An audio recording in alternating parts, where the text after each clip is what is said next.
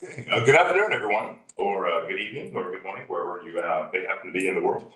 Thank you very much for joining us today.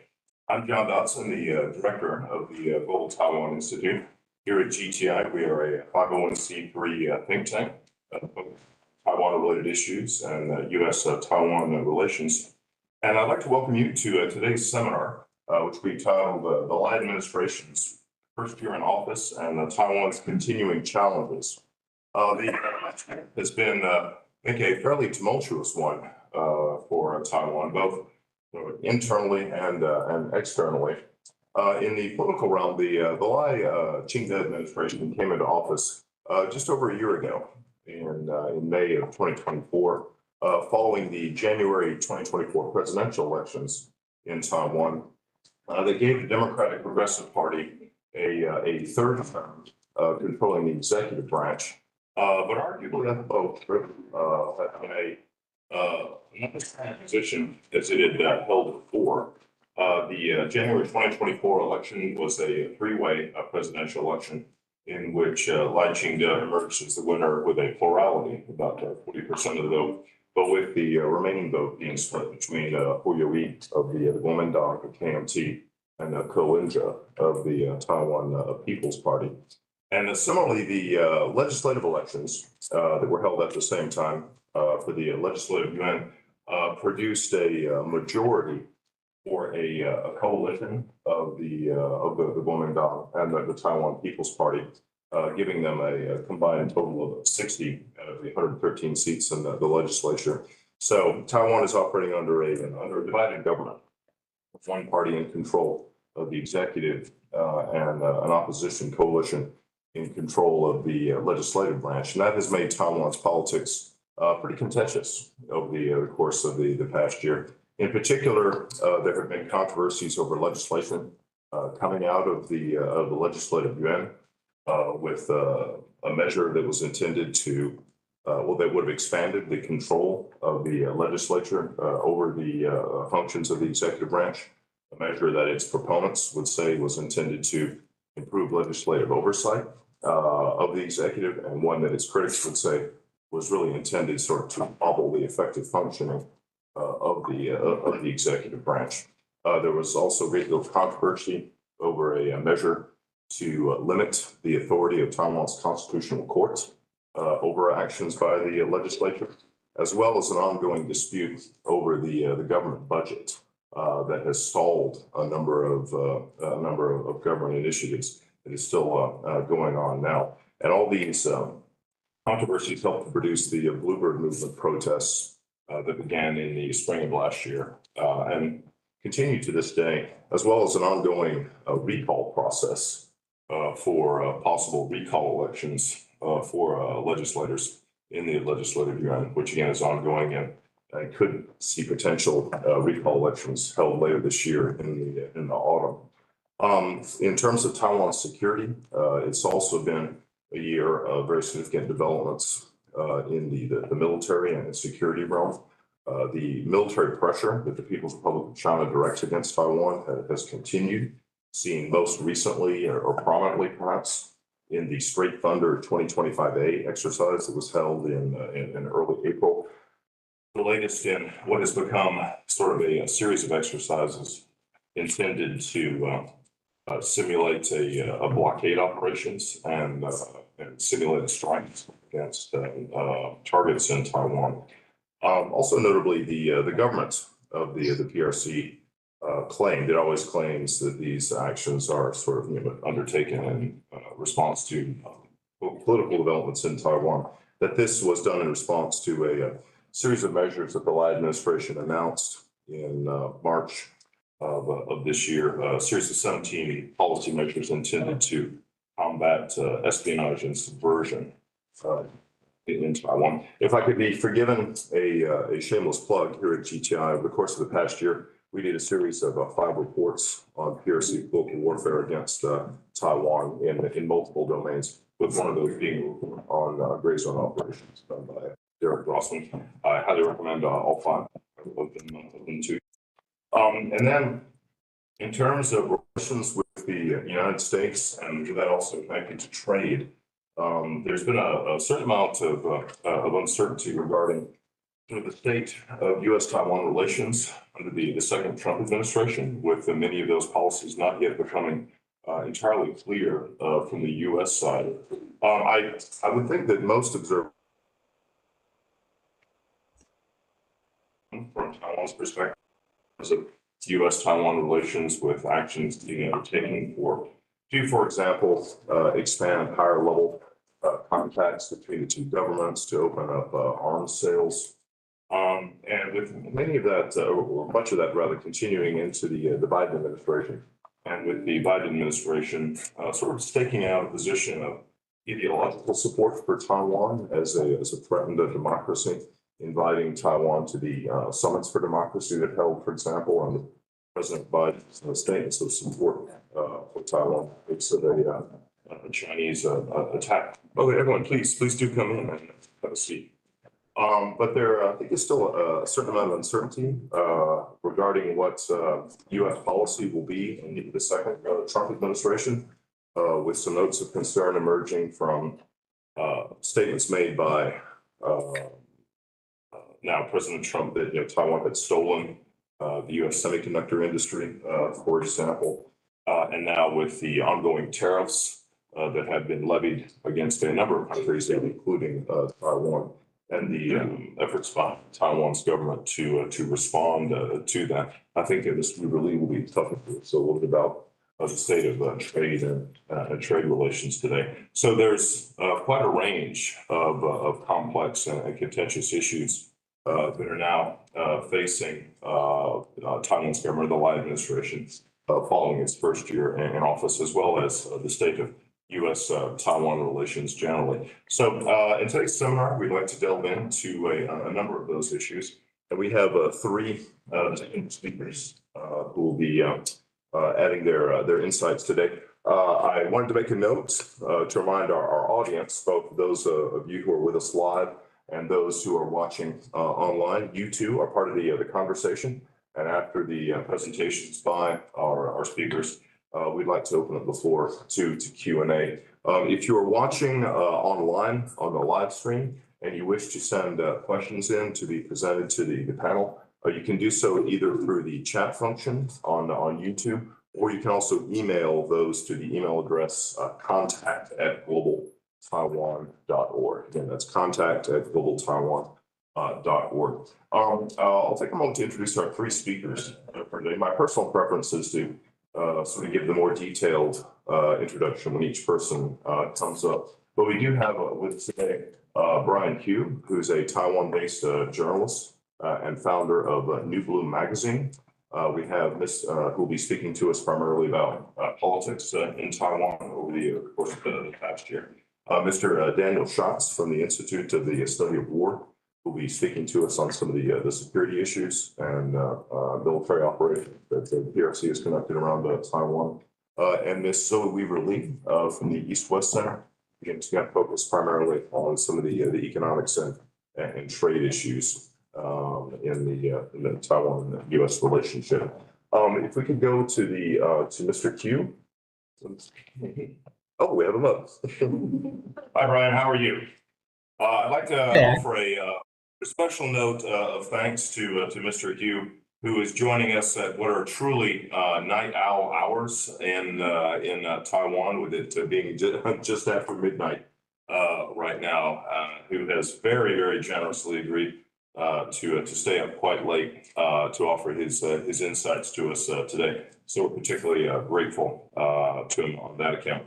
Brian Hu is one of the founders of New Bloom magazine, an online magazine that was founded in Taiwan after the Sunflower Movement in 2014. In addition to his involvement with New Bloom, he also runs an affiliated community space that the publication runs in Taipei. He's a non-resident fellow at the University of Nottingham's Taiwan Research Hub, and a member of the board of directors of the Taiwan Foreign Correspondence Club. His writing has been published in a number of publications, including the Washington Post, The Nation, The Guardian, and The Diplomat, as well as appearances on the BBC, CNN, and other networks. I think with that, without any further ado, I think I will turn the virtual floor over to you, Brian. Thank you, and thank you for the invite, John. And so we live at a contentious moment in not only global politics, but also Taiwan politics. I think what has not always been discussed is that... I'm sorry, but just a moment. We're going to try to adjust the volume. Oh, of course.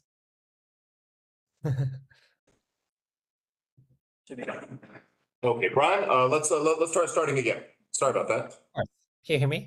Oh, much better, much better. Cool. There's a slight 2-second delay, but I can hear that. So we live at a... Perfect.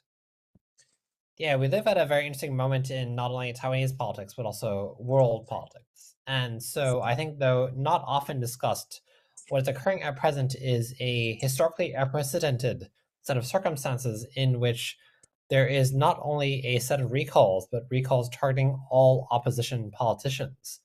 And so we have right now what appears to be 30 recalls against the 60 KMT legislators. And it is to be seen what happens with regards to the recalls, because it is not certain they will go through, whether they make the benchmark to be binding. But what is clear is that this has never happened. And so what we see then is a great sense of public outrage. I think oftentimes when we discuss international politics regarding Taiwan, we focus exclusively on the cross-strait dimension. And so what there's not enough discussion of is, how do people feel in Taiwan? How are people reacting to these threats from China? And as we often see is, in fact, that the threat from China is filtered through the domestic politics of Taiwan. And so what has provoked anger from the public is this blocking of the government budget. This has never happened before. The largest series of blocks of government budget in Taiwanese history. So 34% of the government operational budget is blocked.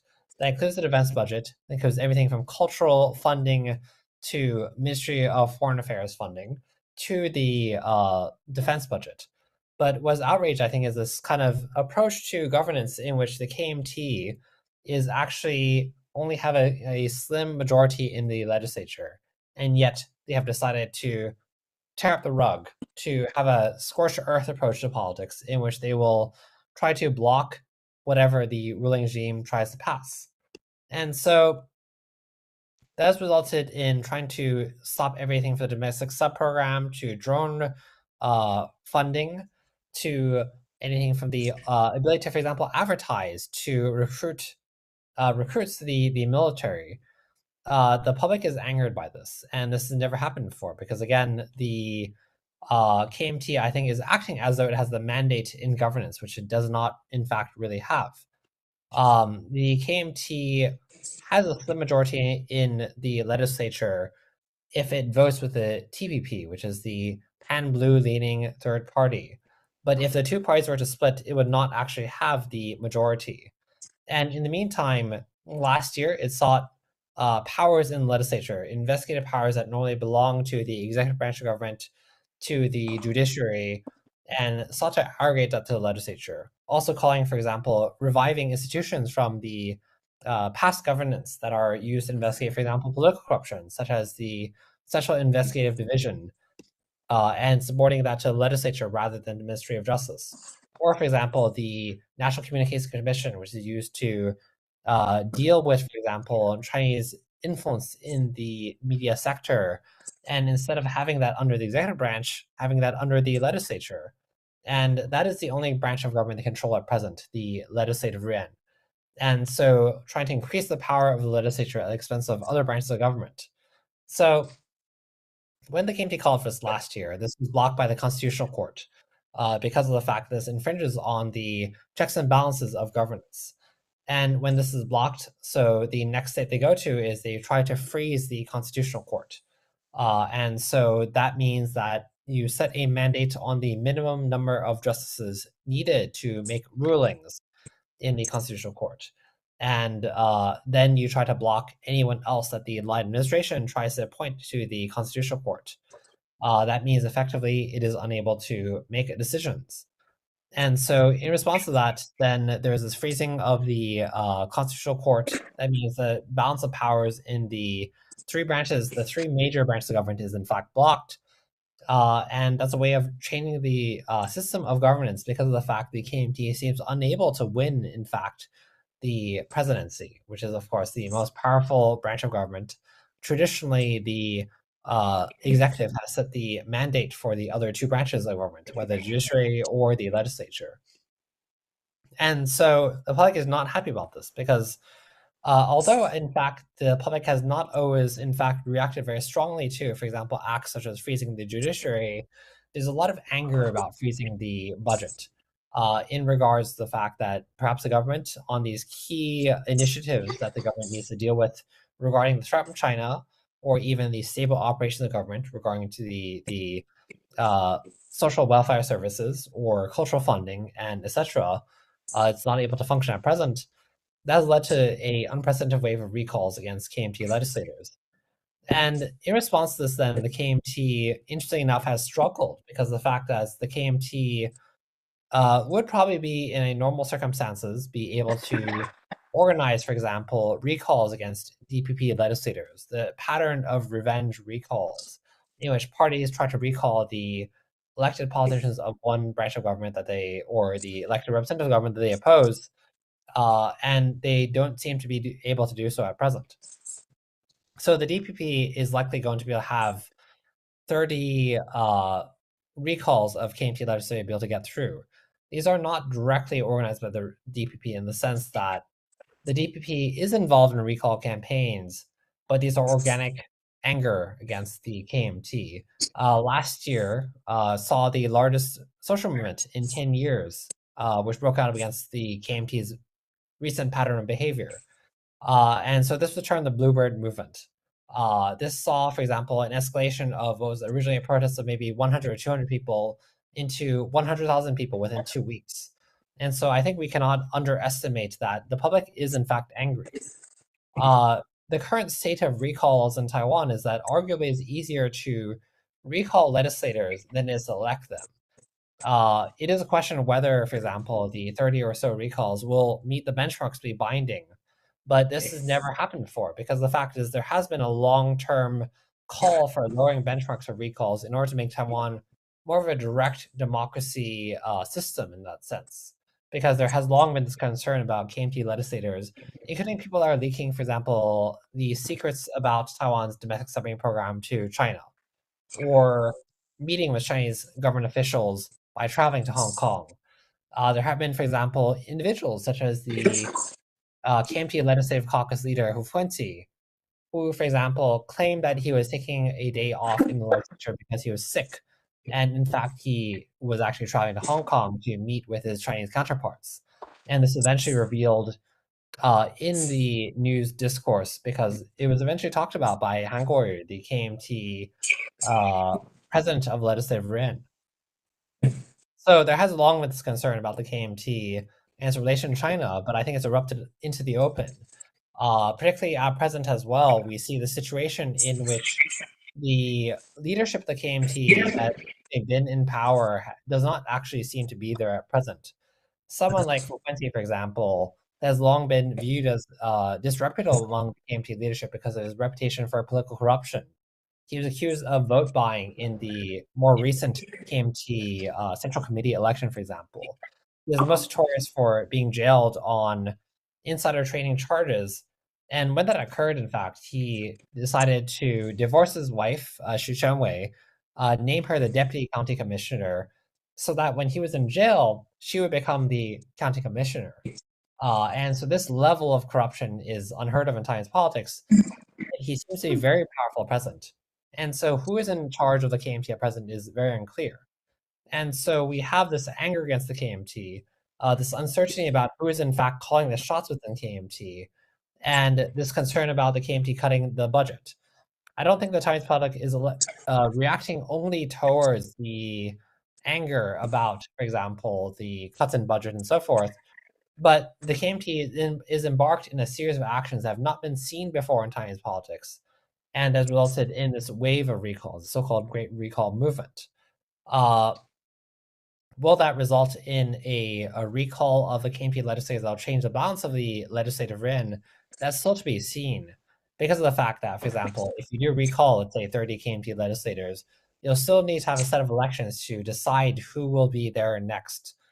But we live in this uncertain period in Taiwanese politics where we are seeing what is in fact a de facto campaign year. And this could impact the future direction of Taiwan in terms of geopolitics, in terms of relation to the US, in terms of domestic politics, and so forth. But it is a sign of something. And so we are in uncharted territory. I think everyone knows, Chinese threats are ramping up against Taiwan. We are uncertain about how that interfaces with domestic politics. But then we are also in this period in which, for example, the public has reacted against the KMT holding the majority in the legislature. Uh, the Tsai administration, for example, was the DP holding a presidency for 2 terms, followed by then the Lai presidency holding a presidency for the unprecedented 3rd term. However, the only time in which the DPP has ever held the majority in the legislature was during the Tsai administration. So from 2016 to 2024, that was the only time in which the DPP ever held the majority in the legislature. Now it has reverted back to the status quo with the KMT holding power. And so that has resulted in a situation in which the public is in fact angered and feels threatened by the KMT to the extent that we have seen this unprecedented wave of recalls. And that will likely take place in the fall. And so we will see how that plays out going forward. So I'll leave it there and I'll be looking forward to discussing with everybody. Thank you. All right, Ron. Hey, thank you very much for that. I've scribbled down a few questions. I think we could easily have an hour and a half discussion on just on Taiwan's politics. But I will hold my questions on that for the moment. But thank you. We're going to turn next to Mr. Daniel Schatz, who is a China analyst at the Institute for the Study of War here in Washington, D.C. His work is focused primarily on PRC, coercive operations directed against Taiwan, maritime confrontations in the South China Sea, and the relations between Russia and China. His research analysis has been cited in news media such as The Hill, Business Insider, The Washington Post, and Asia Times. And he holds a master's degree in China Studies from Johns Hopkins SAIS, again, here in Washington, D.C. Daniel, I will turn the floor to you, sir. Thank you so much.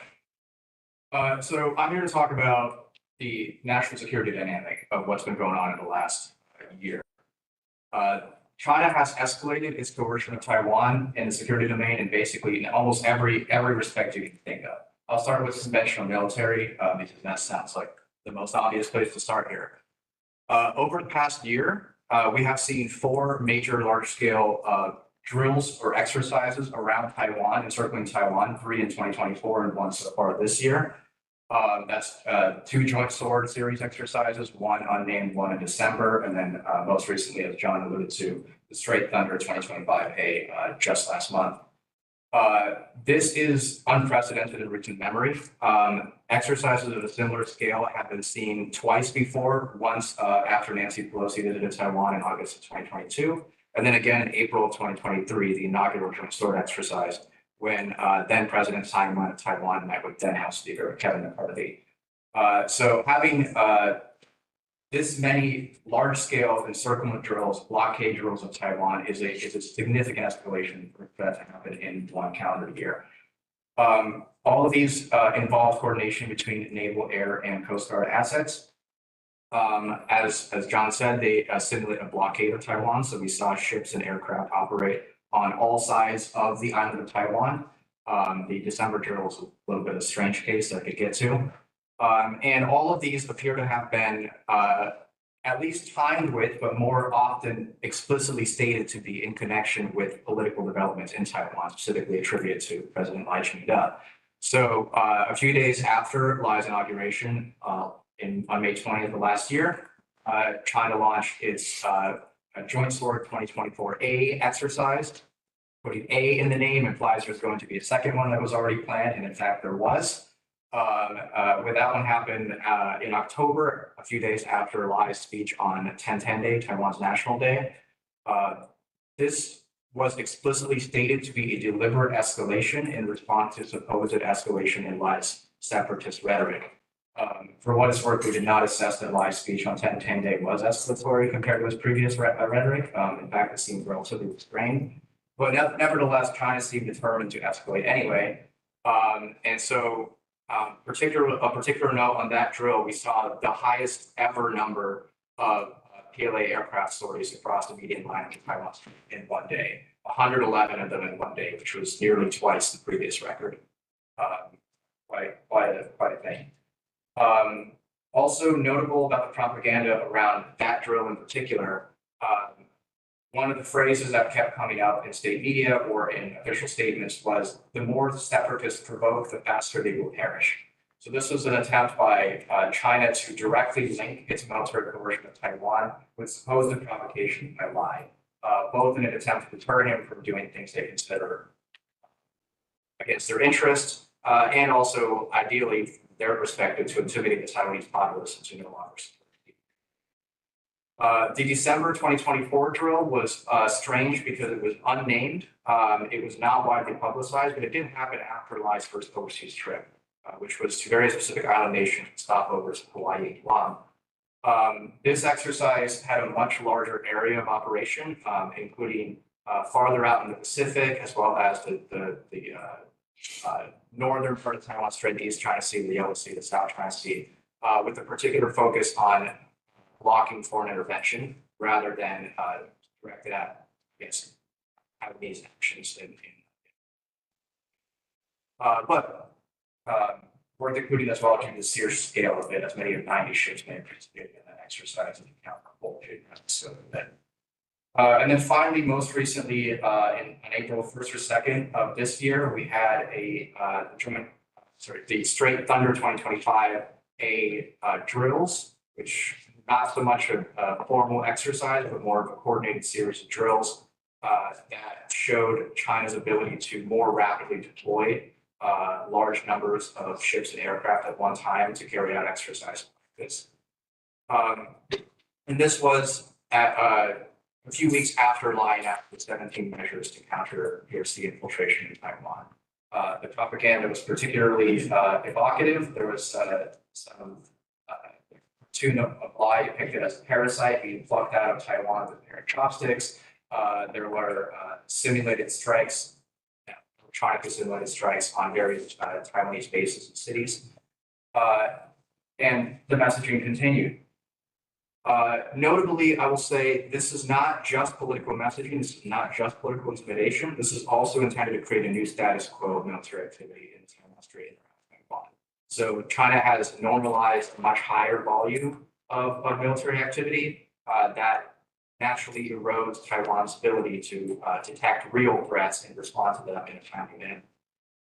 A very useful measure to show how much military activity has escalated is incursions in the Taiwan Strait Defense Identification Zone, or ADIZ.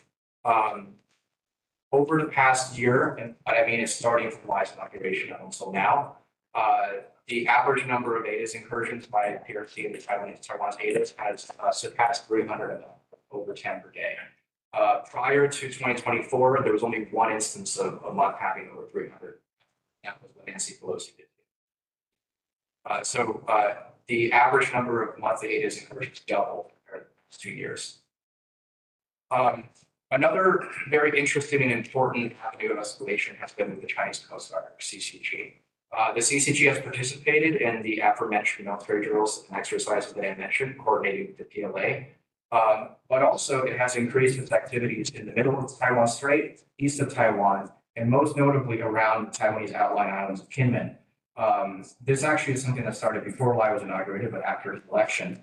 In February of last year, there was an incident in which some Chinese fishermen were illegally fishing in Taiwanese waters around Kinmen, got chased out by the Taiwanese Coast Guard, ended up colliding, the boats collided and two of the fishermen died. And in response to this, the China Coast Guard started regular patrols around the islands of Kinmen, which are located just a few miles off the coast of China, which included incursions into Taiwan-administered waters of Kinmen multiple times per month, particularly escalated in May of last year around Lai's inauguration. Since then, it has settled into a very regular 4 per month pattern. The purpose of this is to normalize Chinese law enforcement presence in these waters, erode Taiwan's control of the waters, and specifically in the case of Kinmen, potentially drone capabilities they would need to quarantine those islands from which they would, if they choose to go. Some Chinese state media reference something called the Kinmen model, which they proposed applying to other offshore islands of Taiwan, including the Matsu Islands and even the Penghu Islands. We have not seen that happen yet, other than occasional incursions, but I will note that I've seen an increase in CCG activity around Protest Island this year, which is a Taiwanese coast island population, and that could be the next phase of this kind of tactic. Less sort of conventionally, more deniable tactics that we've seen. There's been a large number of foreign flagged but still Chinese cargo vessels operating around Taiwan, just seemingly loitering there, not docking at ports, not offloading goods. For the most part, we don't really know what they're doing there, except that 2 of them were caught in January, cutting or attempting to cut Taiwan's undersea internet cables. Now, a lot of them will loiter in places that don't have undersea cables, so it's kind of unclear what they're doing there. But this is a very well coordinated and planned out effort. Taiwan has also caught some unmarked, unregistered ships carrying large quantities of fuel, which are necessary to sustain long-term presence at sea in this manner. We've seen a lot of unregistered Chinese fishing boats that are fishing in Chinese waters and just crowding them. We've seen a very strange pattern of seemingly Chinese individuals trying to illegally cross into Taiwan by sea on little rubber dinghies, or in one case, the guy actually just tried to swim to Kinmen with a personal flotation device. That just happened last week. These normally wouldn't attribute to gray zone tactics if it hadn't been for the timing. 4 of these incidents happened around the anniversary of Lai's inauguration last week. And there's an incident around Kinmen on each of the most recent 2 large-scale exercises around Taiwan. Possibly a low-cost way to undermine Taiwanese confidence in their coastal defenses. Other things we've seen this winter and last winter, high-altitude balloons flying over Taiwan in large numbers. The average number of daily cyber attacks against Taiwan has doubled over the last year to 2.4 million per day, particular focus on telecommunications sector. And we've seen, this one is harder to say necessarily increased over the last year, but we've seen at least an increase in reported and prosecuted espionage cases in Taiwan, particularly in the military, and also more recently within the Democratic Progressive Party, which is a new thing. Now, that doesn't mean that they started infiltration after Lai became president, but at least that's what they thought. So the bottom line is, as I think I've made clear here, China has escalated its coercion against Taiwan on many different fronts since Lai became president. Part of the purpose of this is political intimidation and to try to shape Taiwan's behavior or the public opinion of Taiwanese people. But part of it is also to create an enduring status quo and to normalize this kind of coercive activity over the long term, which can then lay the groundwork for more aggressive action in the future and make it more difficult for Taiwan to respond. That's all I have until questions. Thank you. All right, thank you very much, Daniel. And once again, I mean, I jotted down a few questions on my own, and I don't know what, and perhaps we'll return to it if we have time in the Q&A. I was interested in maybe hearing a little bit more from you in terms of your thoughts as to, for these PLA exercises that we've been seeing around Taiwan over the past year, sort of how you see them playing out in terms of a focus either on operational training, for an actual blockade scenario, for example, and to what extent they should be understood at a political level in terms of a political statement being made by the CCP, and either where the division or the overlap falls between those. But perhaps I'll hold that thought, and I'll see if we might have a chance to return to it in the Q&A time allowing. And now I'd like to turn to Ms. Zoe Weaver-Lee, a former employee here at the Global Taiwan Institute, who we're fortunate enough to have back with us today. Ms. Weaver-Lee is a programs coordinator at the East-West Center here in Washington, D.C. Prior to her time with the GTI and the East-West Center, She studied Mandarin in Taiwan as part of the Huayu Enrichment Scholarship Program. Her writing and research has focused on PRC economic coercion of Taiwan, Taiwan and U.S. Subnational commercial relations, and Taiwan's foreign assistance programs. Ms. Weaverly graduated from Stetson University in Florida in 2019 with a bachelor's degree in global development. And this fall, she has plans to return to Taiwan to study for a master's in applied economics at National Juncture University in Taipei. Zoe, I will turn the floor over to you. Thank you. Thank you so much, John. Thank you, everybody, for being here. As John said, talking about the first year of Lai's presidency on the economic situation, I think the general theme that I'll start off with is, even though a lot of challenges are new for Lai Ching-te, a lot of the priorities are the same as his predecessor, Tsai Ing-wen, when it comes to the economic security of Taiwan. So keeping that in mind, I just wanted to start by going over some of Lai's goals that he had for his tenure within 4 years and how much he's been able to accomplish within the first year. So first and foremost, Lai set at the outset that he wanted to combat China's economic coercion of Taiwan. He set out, several methods for doing so, but that was his #1 priority. And Taiwan's friends, I should add, not just Taiwan itself, but like-minded economies as well. Second, he wanted to safeguard Taiwan's national interest in the face of shifting economic priorities. So these include things like semiconductor supply chains moving. The third being fortifying a legal framework to protect Taiwan's national security. I'll probably spend the least amount of time on that one. There's some great work out there to do, but that is an evolving landscape. On the first goal of combating China's economic coercion of Taiwan, aside from calling out China's unfair trade practices, namely blocking certain imports from Taiwan into China, and setting certain regulations against the recruitment of Taiwanese labor going to China. The #1 method I think that the Lai administration has continued from the Tsai Ing-wen administration is trying to gain support from like-minded economies so that Taiwan can bolster its economic security that way. The first and foremost is, #1 partner continues to be the United States. Of course, there are challenges posed by the recent tariffs, but the United States, by and large, continues to be its #1 partner in this. And in early May, Lai called for a China-free supply chain. And I think that really frames their thinking on how they want to move forward with their economic security. So when we talk about the tariffs and the challenges they pose for the Lai administration in cooperating with the United States on its economics, first of all, the situation is changing every day. On the face of the tariffs, we just saw that the Court of International Trade has said that the tariffs and the justification for implementing the tariffs is illegal. So what does that mean going forward? And how will Taiwan react to that? But Lai, his response immediately seemed to indicate that the negotiations that had already been going on under Tsai Ing-wen's, particularly in the 21st Century Initiative, will continue as they were. There might be an emphasized focus on buying more from the United States, particularly in things that China has blocked, or buying more US military equipment, things of that nature. But Lai also established a relief package for companies in Taiwan that had been affected by the tariffs. So I think they're keeping in mind that the landscape is evolving. They're continuing negotiations as they were before. And I don't think there is much alarm. Lai himself said, do not panic when the tariffs were first implemented.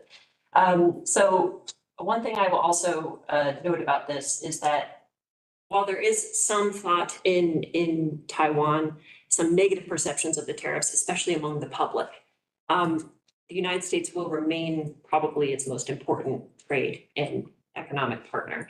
However, it has expanded its partnerships with other countries as well, especially with Japan and the Netherlands on chips and supply chains. Italy recently opened a Chamber of Commerce office in Taiwan. And they recently signed an MOU with the Philippines to establish a special visa program for Filipinos coming to Taiwan for investment or business purposes. So the US is not its only focus when it comes to leveraging like-minded economies to combat China's economic coercion. There are others. On the second goal of safeguarding Taiwan's national interests as the global semiconductor environment shifts, In January, we've seen a lot of big developments on this, but in January, we saw Taiwan actually lift restrictions on domestic manufacturers producing the most advanced chips abroad. So before, there were restrictions on what these semiconductor companies could produce outside of Taiwan. Those restrictions have now been lifted as of January. Of course, there's lots of critics of that. You know, the number one reason why they wanted to keep such advanced chips production in Taiwan is because of this idea of a silicon shield, where, you know, the most advanced semiconductor supply chain being in Taiwan's favor is actually a national security shield in itself. So there's concerns that this lifting of restrictions will hollow out the industry in Taiwan. TSMC, however, who is of course the number one player in this, still states that most of its advanced chip production will remain in Taiwan. Even though we have a $100 billion investment in Arizona, it's creating new fabs, and combined with these lifted restrictions, it's still saying that most of its advanced semiconductor production will remain on Taiwan soil. And Lai himself defended TSMC's decision to expand its production in Arizona, stating that, of course, this is a business decision and that the supply chain is very complex. So no single move will entirely overthrow Taiwan's role in the semiconductor industry. One thing I will also note is that, as I mentioned before, there were some divided views among the Taiwan public on tariffs. They're overall quite negative, but when it comes to TSMC's decision, it's about 50-50. If you're interested in that data, I highly recommend checking out the Taiwan Digital Diplomacy Association, TDDA, their recent poll data on it. It's really interesting to see how the people on Taiwan are viewing these big economic developments. And the third goal, which I won't go into too deeply, is the fortifying legal framework surrounding Taiwan's economic security. In April, we saw some recent reforms about limiting the outflow of critical technologies. So they've now implemented a fine for companies that they find have done so against Taiwan's national security interests, albeit a relatively low fine, in my opinion. I will say, great work is being put out by DSET, DSET. So if you're interested in that, they have some great articles on these new technologies. So before I close, I just want to go through some of the challenges still facing Lai's administration. Of course, it's only 1 year, so we still have time to think about some of these things. The first is not unique to Taiwan, which is an aging population. Many of its neighbors in East Asia suffer from a similar curse. So that will have, of course, economic implications in the long run. The second being rising housing costs in Taiwan. There have been a few policies to try and tackle this, but overall, it's still quite difficult for those living in Taiwan. Next being limited employment opportunities. I think Taiwan is dealing with an overemphasis on certain sectors. You know, TSMC can only employ so many people, you know, and so when it comes to diversifying what makes up Taiwan's economy and actually employing a Taiwanese workforce, this is something that Lai will continue to have to work with over the next few years.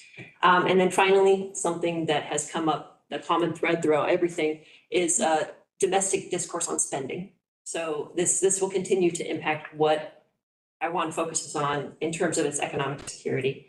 But there are a few opportunities that lie ahead that I think that will continue. First being, as I mentioned, the Taiwan-US Initiative on 21st Century Trade is still going. I think they just signed the first agreement. It was slow going for a while. They paused it for the elections, and now they just signed the first agreement. So that's still promising. Taiwan has an enhanced trade partnership agreement with the United Kingdom as well as investment protection agreements with Canada, the Philippines, India, Vietnam, and Thailand. And it is still seeking admission into the CPTPP. So those on the multilateral and bilateral fronts, it's still a lot of developments happening there. And then finally, a recent announcement is that Taiwan's going to establish a sovereign wealth fund, which has been debated for quite some time. And so now that that's been announced, that will also play an important role in developing these bilateral partnerships, especially on a company-to-company basis. So I think I'll stop there and leave the rest for questions. Okay, hey, great. So thank you very much. Again, I was scribbling some notes as you were talking. I think one of the things that interested me most in your comments was your mention or discussion a little bit about the efforts made by Taiwan's government to try to make more economic outreach and to establish more relationships with other countries or other states, especially in Asia. I think I don't know, from a Washington, D.C. perspective, we may have a narcissistic fixation on U.S.-Taiwan trade relations, and so that I guess element of the story may often sort of escape our attention. But I was really interested in your comments on that. And something again, we'll see how much time we have. One thought I might try to return to in the Q&A for a little bit more discussion is so your mention about economic circumstances within Taiwan itself, and I was thinking especially as sort of economic dissatisfactions among young adults in Taiwan and how that has connected to Taiwan's politics and sort of greater support for the Taiwan People's Party among young voters, for example. But once again, maybe that's something we can return to in the Q&A time allowing. So we're roughly about the halfway mark for time, and that should allow us about 45 minutes for audience engagement and Q&A. Once again, to those watching the live stream, I just remind you once again, if you do have a question you'd like to present, you can do so either through the YouTube chat function or via email to contact@globaltaiwan.org, and we'll be monitoring that. I think I'll abuse the usual moderator's prerogative to throw out the first question. And Brian, I think I might present this to you, although I'll welcome input from the other panelists as well, if you wish. Brian, in your presentation, you were talking a fair bit about sort of well, first the standoff between the sort of the executive and the legislative majority right now, and this I guess what you characterized as a very confrontational approach that was taken by the opposition coalition in the legislature. And I guess I wanted to, and although you did address this, but I want to try to drill down a little bit further as to, in your assessment, so what is the reason for this or the explanation for it? Is it sort of, a frustration on the part of, the KMT or pan-blue parties over failure to win the presidency in the last 3 elections? Is it because of sort of a base strategy being taken by maybe KMT political leaders trying to strengthen their own position in the party base? Is it something else? I mean, what is sort of your assessment or your take as to why sort of this more partisan confrontational approach has come about? Yeah, absolutely. I think it actually is a bit of a question to me as well, because of the fact that KMT is much weaker than it was a decade ago. In the 2024 presidential election campaign, for example, the KMT reintroduced the idea of the cross-strait services trade agreement, which was the trade agreement with China that provoked such backlash in 2014 that led to the Sunflower Movement, arguably the largest social movement in Taiwanese history. And yet then 10 years down the line, in a very different circumstances in which the relationship between Taiwan, China, and the US is incredibly very different, why would you introduce this idea again when there was such pushback a decade ago? And so at present, what we see is the KMT trying to reshape the balance of powers between the legislative, the judiciary, and the executive. And yet the KMT is in fact much weaker than it was a decade ago. It does not have a mandate to reshape the 3 major branches of the government, when in fact its majority in the legislature is very slim and only occurs because it is working with another party, which is another pan-blue party, positions itself as between the green and blue camps. And so that is a bit of a puzzle for me, in fact. For example, you try to pry off powers from the judiciary and the executive to the legislative, and when that does not occur because the judiciary blocks it, you try to freeze the judiciary, and you act as though you have the mandate. But when you look at, in fact, the popular vote, the KMT did not have the popular vote. Their current very slim majority is, in fact, based on the districts and how they are allotted in the Taiwanese political system. And so the trends that prevailed several years ago, in which the KMT had less than 10,000 members under 40 years old, a sign this party has no long-term future, in fact, still prevail. There's a lot of talk of, for example, how the TPP is the party of young people, and yet the Bluebird movement last year went from 100 people to 100,000 people within 2 weeks. And that is way larger than any TPP mobilization. In fact, at a time in which the party leader, Ko Wen-je, is in jail on allegations and accusations and charges of embezzling money regarding a development in Taipei. And so that is a sign, in fact, that I don't think the trends are in the favor of the Pamelu camp, and they're acting as though they have power. I don't know if actually the recall campaigns, for example, will be binding, because recalls are difficult. And yet, I do not think the Pamelu camp has the mandate that is acting as though it has at present. And so whether at present in the recalls or in a future election, the trends are in fact against the Pamelu camp. And so I'm actually a bit puzzled at present as well. Okay, Brian, thank you. Once again, I have several other questions I've sketched out, but I don't want to hog all of the available time. So I think I would like to open up the questions to the floor. If there are members of our audience who have a question that they would like to propose, if so, please raise your hand and identify yourself. Please focus on a question, not a statement, if you can.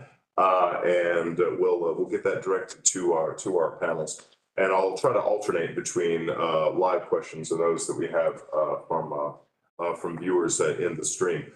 Sir, up front, you had your hand. Can we get a microphone to this gentleman? Not necessarily. Okay. I'll be loud. Yes, sir. Please go ahead. All right, I just have two general questions. For one, for Lai's first year speech, surprisingly, he did not mention cross-strait a lot, at least not as much as we would expect speech. So I would like to know, like, what the panelists think. That why is that? Why did he not mention that much about the cross-strait issue? Is this a turning point to ease the tension, or does just because Lai has other priorities you were looking forward to? The other one is for Taiwan's-U.S. trade talk. Lai has pretty much outlined his negotiation tactics on his piece on the Bloomberg.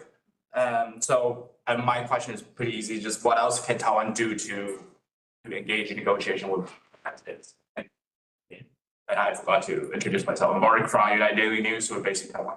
Okay. All right. Thank you very much for your questions, sir. I guess we'll maybe start with the first of those, sort of the issue of sort of like why there wasn't more of an emphasis on cross-strait relations in recent statements or speeches made by President Lai.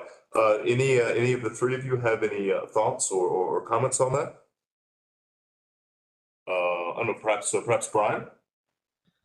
Yeah, absolutely. I think that actually there's a long-standing malady in Washington is that people pay attention to Taiwanese politics only several times a year.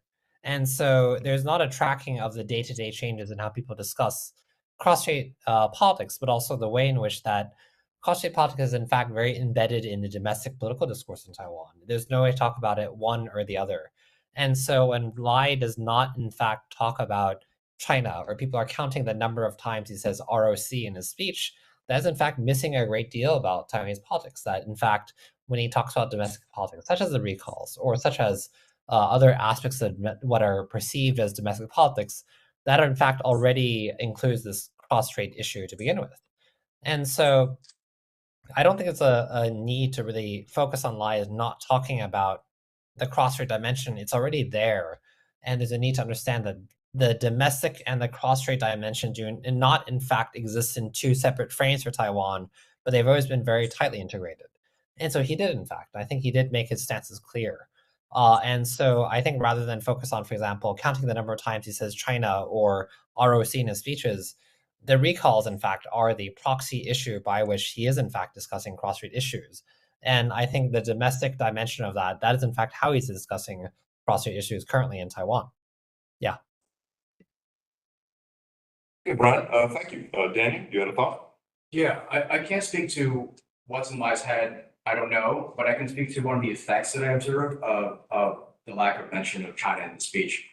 I think that a lot of people who look at cross-strait relations from a security perspective, as I do, for example, were expecting some sort of PRC reaction to Lai's speech. We saw that after his inauguration. We saw that after 10-10 Day. And the assessment is, I mean, these military exercises take a long time to plan. They were not suddenly decided upon after seeing what Lai would have said. So we expected something like this to happen again on the anniversary. And the fact that he didn't mention China at all basically denied China any kind of pretext, plausible pretext, to carry out any kind of military coercion in Taiwan. And that is a possible explanation for why we didn't see anything like that happen this time. Another explanation, of course, is that they just did a major exercise at Hague, which was not that long ago. But that is something that occurred to me as I observed that. I'd say, David, that's a very interesting thought that I hadn't had that particular thought before about that, but I think it's worth considering. I'll just, I don't know, piggyback on that a little bit to say that, something I always try to emphasize in any discussion, well, of Taiwan's issues, but particularly of cross-strait relations, is to never fail, do not forget the primacy of political elements in the PRC's coercive activities directed against Taiwan, and that military operations are very often primarily political operations, and really should be understood as such. Zoe, would you perhaps care to take the second of those questions about the progress of sort of U.S.-Taiwan trade relations? Yes, absolutely. That's a great question, because I do think that the Bloomberg article, I think, was very specific about his outlines of his plans, but I think it is still operating on a very national level, which tends to be the most tumultuous right now because of the tariffs, because of Taiwan's limited international space. So when it comes to engaging with the United States, I think there are three main ways that it can do it. The first being on a subnational basis. I think Taiwan already has great relations with states and localities, but shameless plug here, but the East-West Center has a great booklet called Taiwan Matters for America, America Matters for Taiwan, and it tracks great data on all these subnational engagements between Taiwan and the United States. But that is a great avenue to go, working with governors' offices, working with localities and state representative bodies to basically foster better relations with companies to going to certain states and helping investments. The second being on a company-to-company basis. I think there's a lot of corporations in Taiwan that I think could do a better job of their work here in the United States. I think there's a lot of great articles out there about the issues that TSMC is having in Arizona when it comes to, incorporating an American workforce with an inherently Taiwanese cultural company. So I think improving those relations are really important. Taiwan's internationalization of its economy is something that will become important as well, and I think Americans could be a great part of that. They do have the gold card, which is good. It is very limiting in terms of who it applies to, but I think there's great work being done by Crossroads Taiwan. They help the immigrants come to Taiwan to work, and I think that'll be important too on a workforce level basis as well. So I think those are the three arenas that it can continue working with the United States outside of this national level. Okay, hey, great, thanks, Zoe. I believe we had a hand up from the young lady in the back. Miss, if you could again identify yourself and give us your question. Yeah, hi, I'm Alice O'Neill, also from Institute for the Study of War. And so I also have an economic-related question for Zoe specifically. So you mentioned that Taiwan is creating a sovereign wealth fund. This will help facilitate company-to-company relationships. So I was wondering if you could speak to this with regard to Taiwan's drone industry and how Taiwan might partner with international companies to support those type of drone initiatives. That's a great question. I'm not an expert on drones per se, but I will say when you strengthen an overall tech supply chain, it helps in various sectors. So it's not just going to be chips, it's not just going to be lasers and all these things that Taiwan has built for a long time. So I will say when you're talking about high tech innovation, the Sovereign Wealth Fund will help, I think, mainly with on a logistics basis, kind of the really boring stuff about port rights, about industry checks and standards, that standard setting, that type of thing as well. So I think that'll help with the drone industry. Again, I'm not a super, I don't read up too much on the drone industry, perhaps I should. But I think that when you help the overall supply chain, those kind of things take care of themselves as well. That's a great question. I'll piggyback off that by noting it's actually not on our public agenda or hasn't been announced yet. We are actually looking at having a little later this year, perhaps later in the summer or early in the autumn, another seminar that would actually look at some defense industry issues in Taiwan, including the connections to the role of technology companies or emerging technology companies in producing drones, for example. Again, looking at some of the lessons of the Ukraine war. So that is in the works, but not announced yet. But stay tuned for that one. Again, a few months down the line. I do want to, we have a few other hands up in the audience. I do want to turn to one of the online questions that we had though, which is the question was sent to us by Mr. Brandon Lee, who asked about the Chinese military exercises sort of emphasizing a blockade scenario and asking what would the panel propose that Taiwan should do to counter such a blockade? Or perhaps I might even change the question slightly. And what would be your recommendations for things that Taiwan should emphasize or needs to focus on in terms of building greater resilience or greater capability to withstand a blockade? Perhaps I might turn to Daniel, but I'd also welcome input from Zoe and Brian as well, if you have thoughts on that. Sure. One of the things that comes to mind is energy security. Taiwan is very, very heavily dependent on imports for its energy in terms of like liquefied natural gas and coal and such. Something like 95% of Taiwan's energy is imported, and although it does have some reserves, those reserves cannot last very long. And in fact, we're already seeing even in peacetime, Taiwan occasionally will have rolling blackouts or brownouts due to electricity shortages in the summer. So something that would be very good to do is to develop a bigger stockpile or renewable energy sources, including potentially nuclear power. I know this is very politically controversial in Taiwan, as one of many options in order to insulate Taiwan from the effects of a blockade in that way.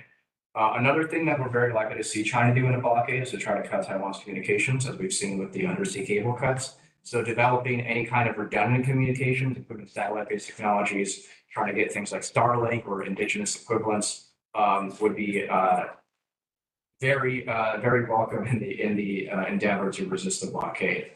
I don't think that Taiwan would be able to break a blockade by itself. So of course, engagement with the United States and Japan and other partners would also be very important in such a situation. They have to talk about what kinds of procedures they would be willing to follow in that case. Okay.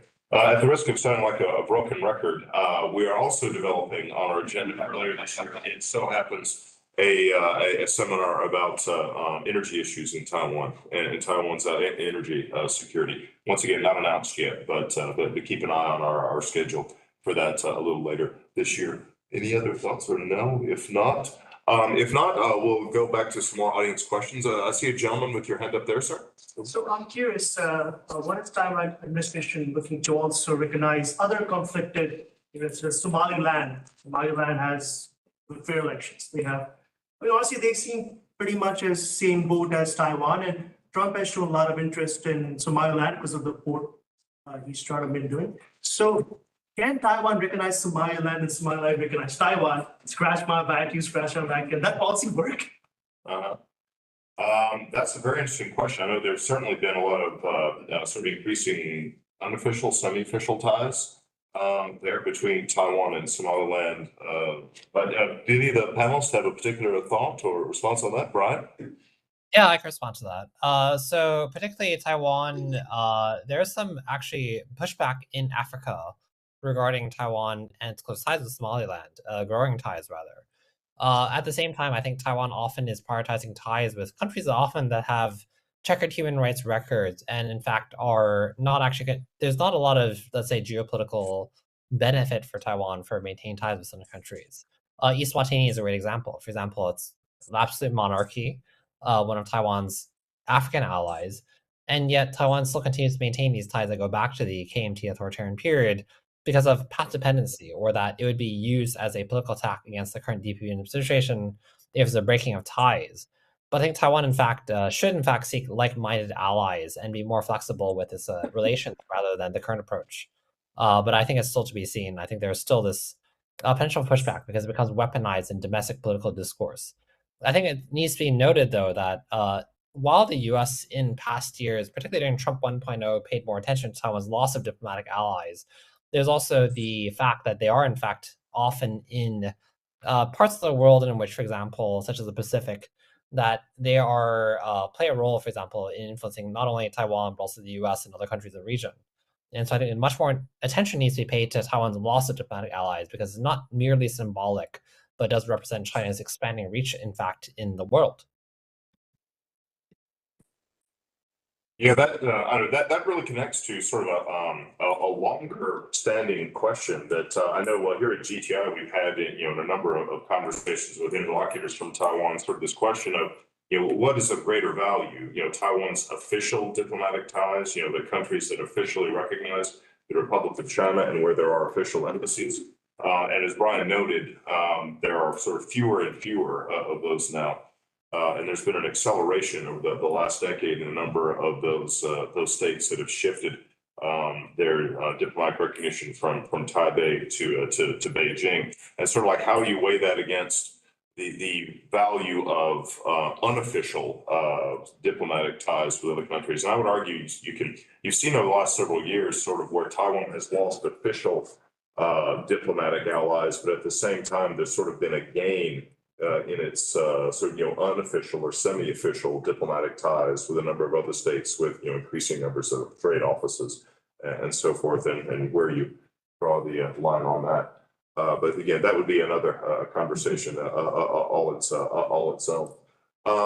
Let me go to this gentleman here in the back, sir. If you could identify yourself. My name is Richard. I have a question for Brian. And you mentioned the struggle between the KMT control, the judicial, the legislative branch, and also the DPP control the government. And also you mentioned that the other issue between the judicial, that's I think they block the law that passed by KMTs. I think the number one issue, and also the many issues in Taiwan that are rooted to Taiwan's constitution, which is writing in 1947 in mainland China, have a lot of connection to China, and didn't not suitable for the current structure of government of Taiwan, which is my question is, do you think the government of Taiwan should modify or ratify the constitution, modify the constitution or rewrite the constitution, and what do you think the strategy is? And we know during the 10 months period, his DPP government control both the legislative and the administration government branch. Why she did not push to modify the constitution of the Taiwan policy? Mm-hmm. Okay, so yeah, again, I think primarily for Brian, but once again, if either of the other panelists wish to jump in. Brian, do you have any thoughts or comments on that? I guess about the prospects for further constitutional reform. Of course, there were a number of efforts undertaken in the 1990s in particular to reform the existing constitutional framework for Taiwan. I don't know, any particular thoughts or comments about either the likelihood of any further changes to the Constitution? Yeah, absolutely. What is interesting is that China would take it as a red line, actually, and use it as a pretext for escalating aggression towards Taiwan if there were changes to the Constitution, similar to how there is such pushback from China against any independence referendum, for example. Taiwan is in an awkward situation where Taiwan is Taiwan, but then, for example, the ROC's, in fact, borders were historically larger than the PRC, including claiming Tibet and Mongolia. And yet, despite this, if you try to change this, then the contemporary PRC will say, well, you're pushing for Taiwanese independence now, and so we're going to use that as pretext to escalate.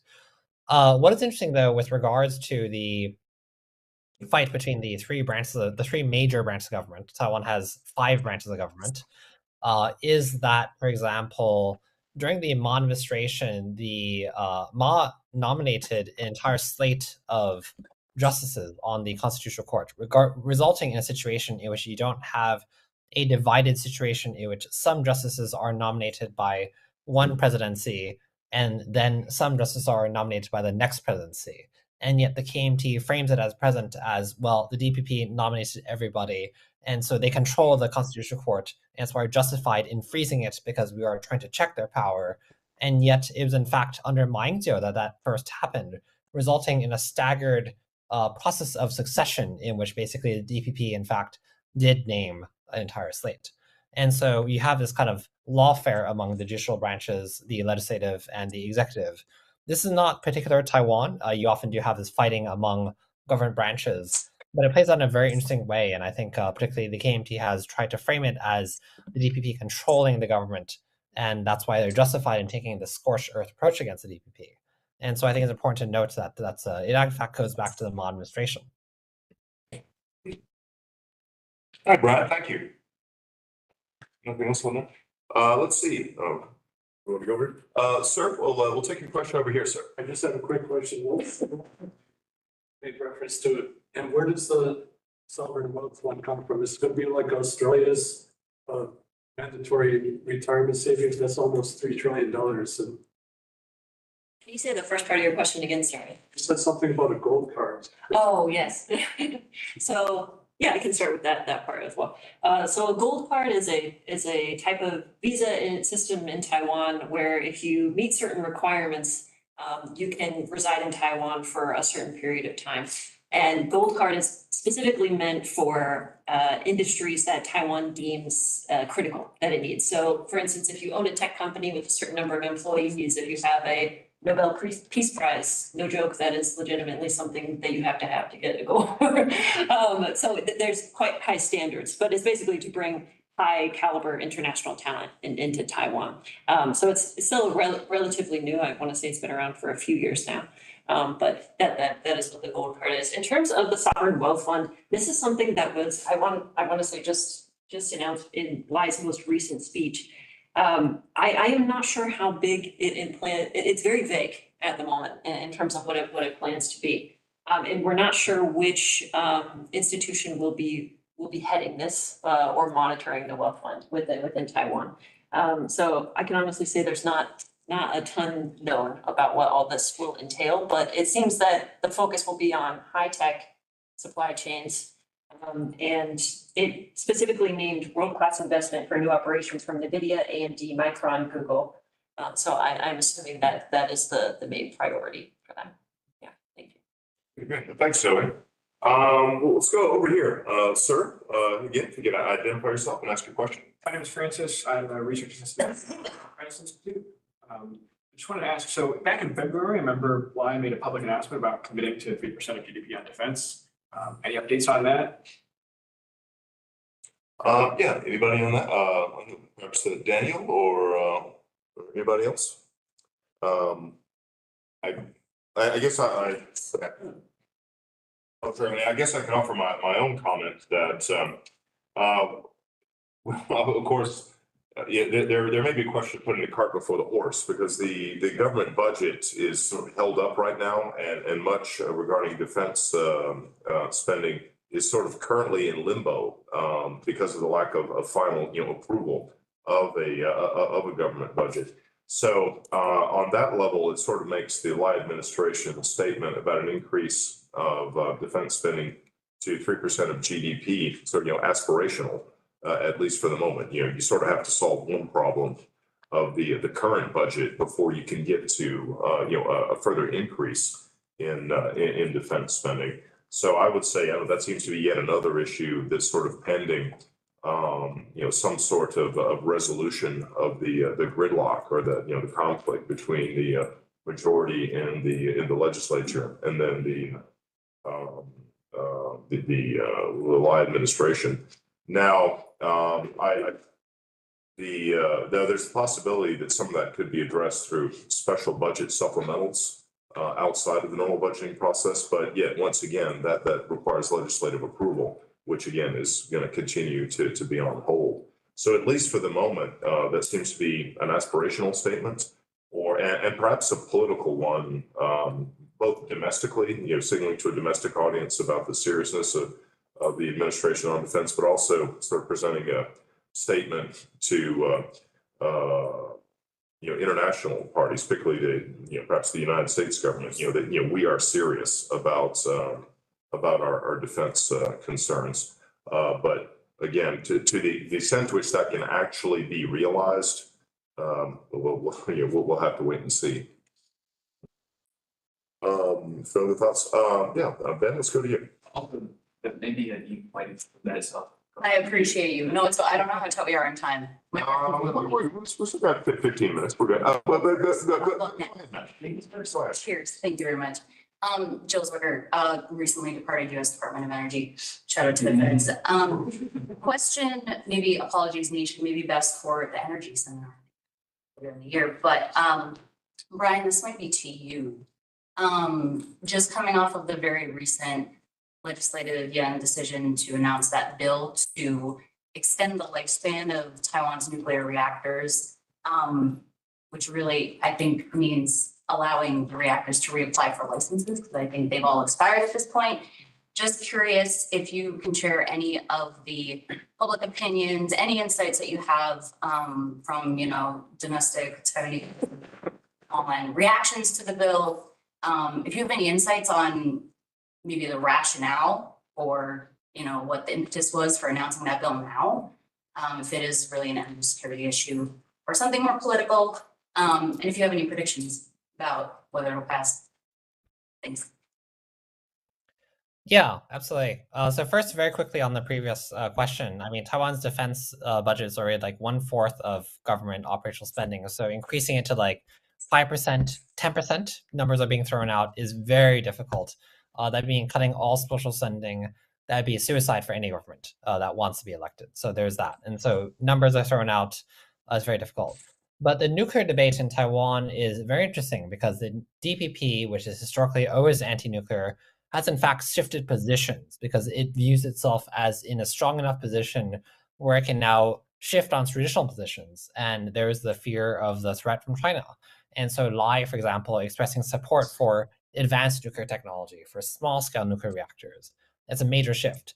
And yet, to please the DPP's traditional supporters, the last nuclear reactor in Taiwan, the Ma'anshan reactor, has been shut down symbolically. And in response, the KMT, I think also with its aim on symbolics, have called for the lengthening of the lifespan of the reactor from 40 years to 60 years. Similar to how, for example, it called for restarts for the very controversial number 4 reactor in Gongliao, which is controversial because of the use of mixed parts and the stops and starts in construction. If you want to support nuclear energy, you can just say, I support nuclear energy, I'm not supporting number 4 reactor. But then the KMT has never done that because its eye on the symbolics. And so we live in a very strange time, which the Lai administration, I think, wants to shut down the Ma'anshan reactor to symbolize to its party base that, well, we have shut down the reactor, nuclear energy is gone. But in reality, they have shifted on their stance on nuclear energy. I think more actually need to be much more attentive to that. This has occurred. But in the meantime, the KMT calling for the extension of the lifespan of reactor number 4, while, for example, calling for cuts to defense budget and attacking the domestic submarine program, is not because of defense, in fact. And so it is the Lai administration that's eye on shifting nuclear policy in favor of defense, in spite of the fact this will offend the DPP's traditional party base, whereas the KMT, its advocacy of nuclear energy is much more because of the fact that KMT has always stood for nuclear energy.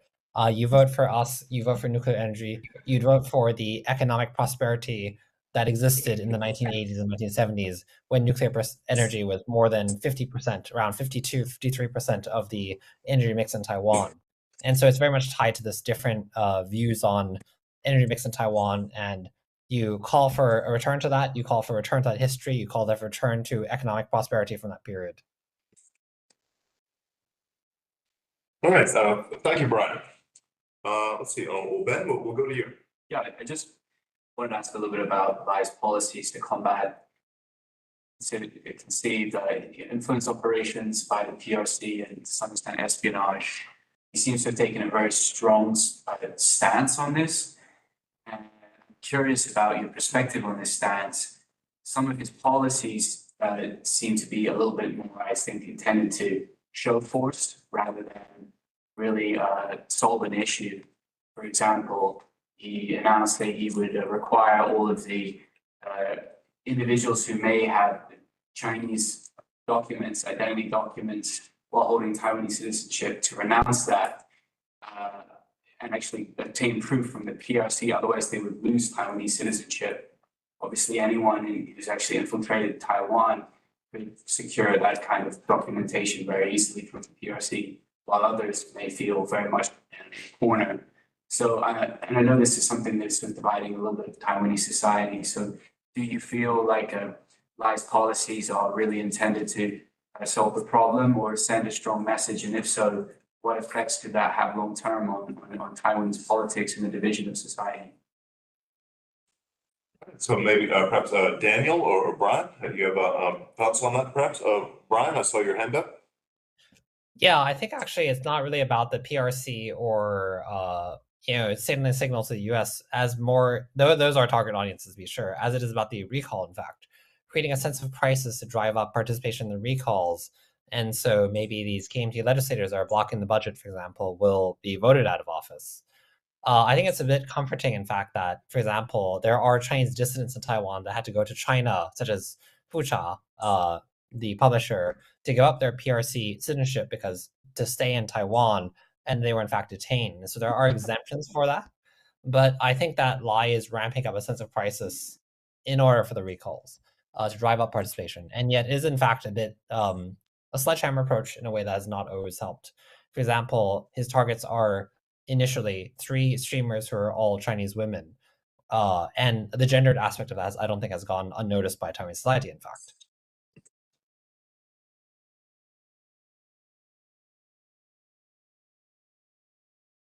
I can't speak to the effectiveness of that policy necessarily.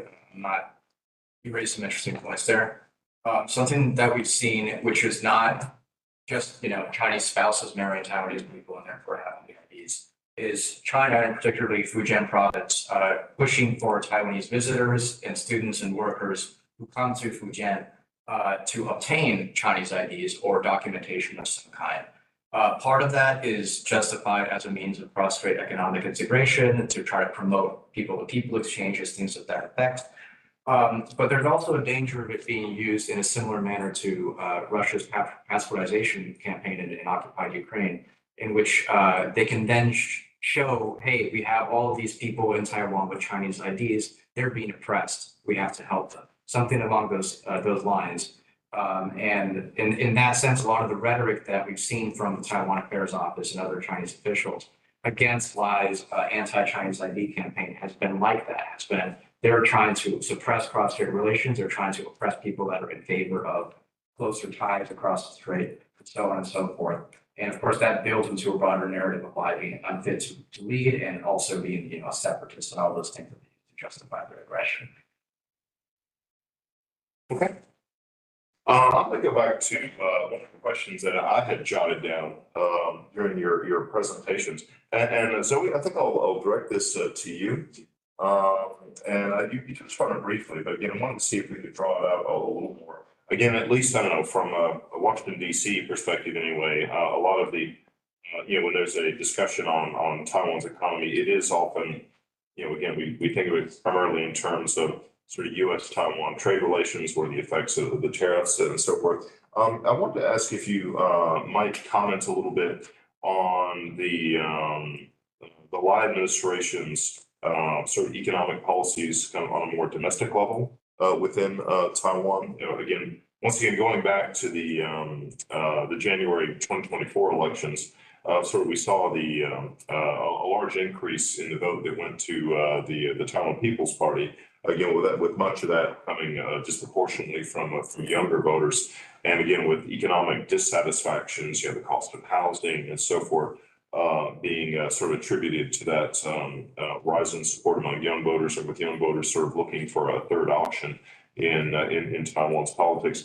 Could you perhaps comment a little bit about the sort of domestic economic initiatives of the Lai administration, and maybe some of the challenges that they're facing and what those prospects might look like? Yeah, absolutely. I think some of the major concerns that I highlighted, namely being housing costs and lack of employment opportunities in Taiwan, I think a lot of Lai's policies and his predecessors' policies kind of fall short in the minds of a lot of young people in Taiwan, especially when it comes to, declining birth rate. Their policies to attempt to incentivize this, be it tax breaks or stipends, were just kind of deemed not enough to solve the issue.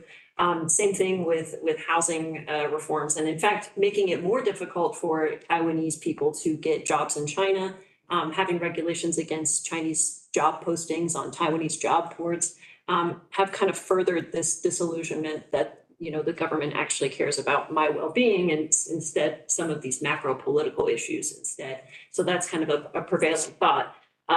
Along with that, the idea that a lot of economic initiatives by the Lai administration and the Tsai administration, while helping the overall economic security of Taiwan, may not actually benefit the Taiwanese workforce themselves, or at the very least benefit a very particular sector of the Taiwanese workforce. So for example, when the new southbound policy was unveiled and several years now into its implementation, one of the main concerns among the public was, you know, how does it benefit me to incentivize so much economic agreements with Southeast Asia, right? How does that come back to Taiwan? Is that capital actually returning to Taiwan? And there are still some doubts about that. Similarly with what's going on with the semiconductor industry in Taiwan. Is that actually coming back to the Taiwanese workforce? There's a lot of doubts about that.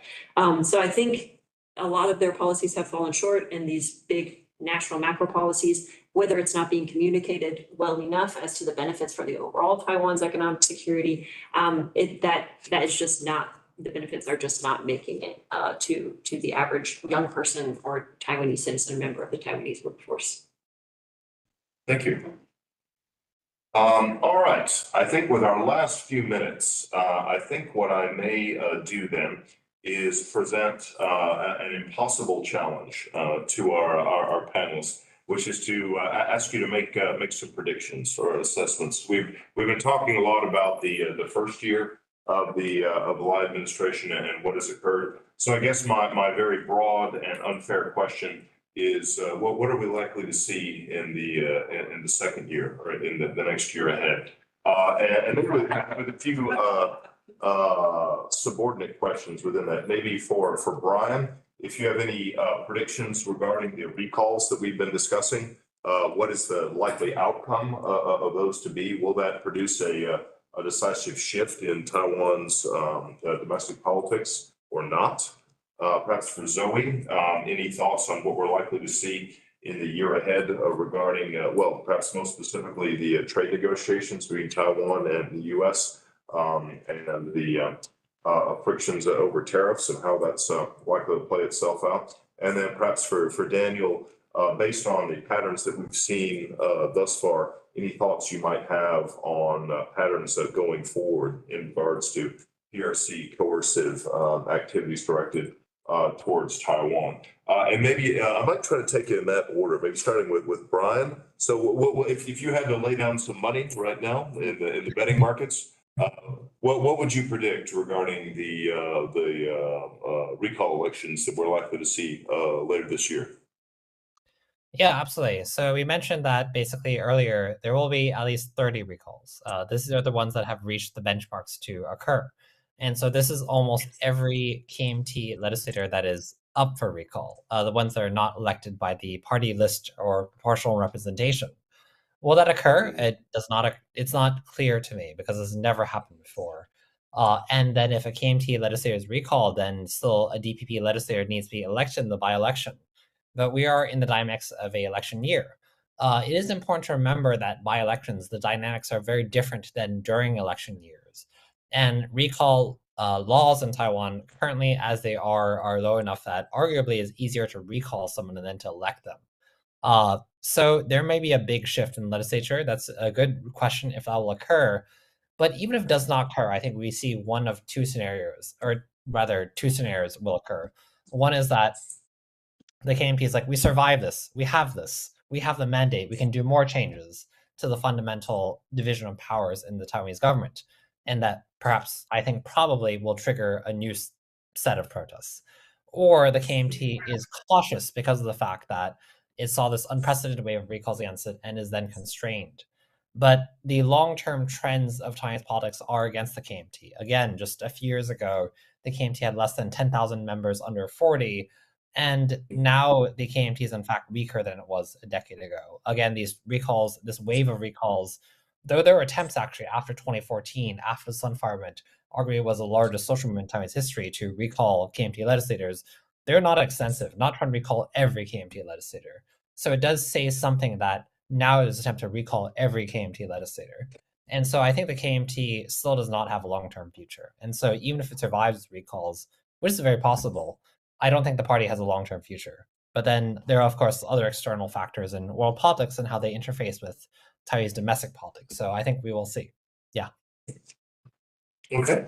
And Zoe. Yeah. So I think the four major things, I think we will see further discussion on non-tariff barriers between the US and Taiwan. These are things that have long been enduring thorns in the side of US-Taiwan trade negotiations. Things like high-tech regulations and agricultural regulations that have seen already a lot of debate. So I think the non-tariff barriers will continue to be a part of the discussion. The second being, I think Taiwan's going to expand its engagement with non-US partners, be it in Southeast Asia through the new southbound policy, be it through the EU. So I think whether it won't be necessarily on a multilateral basis, but moving away from entirely focused on the United States will be part of that discussion as well. But I think we will still see an expansion of the chip supply chain on US soil. The expansions happening in Arizona are moving quite quickly. And so I think that ecosystem will continue to develop in the United States, and TSMC will continue to build partnerships with US companies as part of that endeavor. And then finally, I think, as Brian was saying, if these domestic political situations remain, I think a lot of the economic challenges that Taiwan has on the domestic front will remain as well. Everything from dealing with rising housing costs to defense spending, to social programs and things like that will continue to be a subject of debate as long as this political situation endures. Okay, thank you, Zoe. And Daniel, I think you get the last word here. We'll round this out. Great. Well, when you see an exercise called Straight Thunder 2025A, it's not hard to predict that there will be a 2025B later this year. And possibly a C and D, although we don't know how far down the alphabet they're going to go. I think we're also probably likely to see at least one joint sword exercise, which is one of the more coordinated blockade drills that we saw two of last year. China intends to escalate. China obviously really doesn't like lie. So I expect the escalation, unless lie does something crazy like endorse the 1992 consensus and change everyone's opinions. I think we're going to see continued Chinese coercion that will set new normals, new baselines of Chinese military activity and coast guard activity and all those other things that will then be surpassed and surpassed further in sort of a salami slicing fashion. So the term that's used. Some of this is sensitive to political developments in Taiwan. If as I mentioned earlier, there's no apparent pretext, China seems to care about that sort of thing, may have a more difficult time justifying a even more extreme escalation, but they will still do something.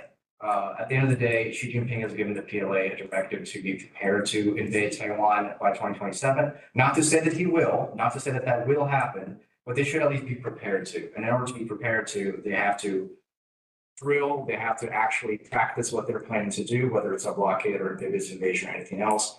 And even if, let's say in 2028, we get a KMT president, things are likely to cool down in terms of tensions, but we're not going to see a return to the pre-Lai or the pre-Tsai era of cross-strait, I guess, peace, you could call it. You will see escalated levels of PLA and CCG, et cetera, activity until China feels ready to act or feels its window of opportunity is closing. So not a lot of good news there, unfortunately, but that's what the data shows me. All right, and thank you very much, Daniel. Once again, I think with all the very wide range of issues that the Taiwan's government is facing, we could keep this conversation going on for quite some time, but we have reached the end of our allotted time. I can ask all of you to join me in a brief round of applause. A particular note of thanks to Brian for speaking to us from the dead of night in Taiwan. It is much appreciated. Once again, thanks to all of you joining us for today's seminar. Please do keep an eye out on our website and our mailing list for additional seminars that we'll have coming up throughout the rest of the spring and the summer. Thank you very much, everybody. We're all